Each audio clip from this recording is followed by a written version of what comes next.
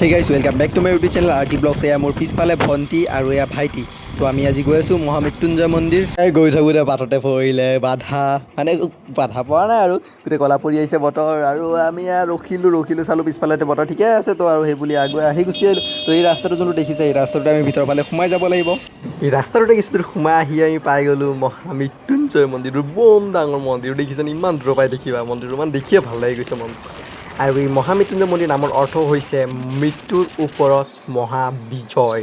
তো আৰু কি দেৰি নকৰি ব'লক আমি ওপৰলৈ উঠি যাওঁ মন্দিৰৰ উপাসক। ইয়াতে অহাৰ লগতে মানে মনটো একদম শান্ত হৈ পৰিছে। চাওকচোন কিনকিনীয়া বৰষুণ আৰু পৰিৱেশটো কি ধুনীয়া। তাৰ লগতে ইয়াতে ওচৰতে কিবা হৈছে আৰু তাৰে চাউণ্ড উফ কি ক'ব আৰু ভাইবটোৱে বেলেগ।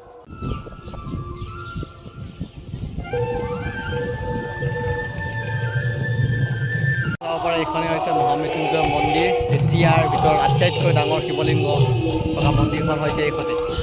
এখন হৈছে নগাঁৱত অৱস্থিত, নগাঁৱৰ জিলাৰ ভেৰভেৰী অঞ্চলত এখন অৱস্থিত। আৰু এইখনৰ উচ্চতা হৈছে আপোনালোকে দেখিব পাইছে 126 ফুট। 126 ফুট হয়, দেখিবলৈ পাইছে কিমান ডাঙৰ মন্দিৰখন। 126 ফুট ওখটো দেখিছেনে আপোনালোকে? ওখটো বাপৰে। দৰ্জাখনেই চাওকচোন কিমান ডাঙৰ, বা দৰ্জাখন কিমান ডাঙৰ দৰ্জাখন, কি ক'ব মানে একদম ভাল লাগিছে। এই আকৌ চৌবাক হয়, মোৰ দৰ্জাখন মানে বম ভাল লাগিছে। ইমান ডাঙৰ চাওক না, ইমান ডাঙৰ দৰ্জাখন, আৰু ইয়াৰ ভিতৰতে পূজা কৰা হৈ আছে। ইয়াৰ ভিতৰতে এই স্থানত শুক্ৰাচাৰ্য নামৰ গুৰুৱে মহা মৃত্যুঞ্জয় পাঠ কৰিছিল বুলি বিশ্বাস কৰা হয়। সেয়েহে ইয়াক এক শক্তিশালী স্থান বুলিও কোৱা হয়। এই মন্দিৰৰ নিৰ্মাণ কাৰ্য বুলি ক'ব গ'লে 2003 চনত আৰম্ভ হৈছিল আৰু 2021 চনৰ ফেব্ৰুৱাৰী মাহত সম্পূৰ্ণ হৈছিল।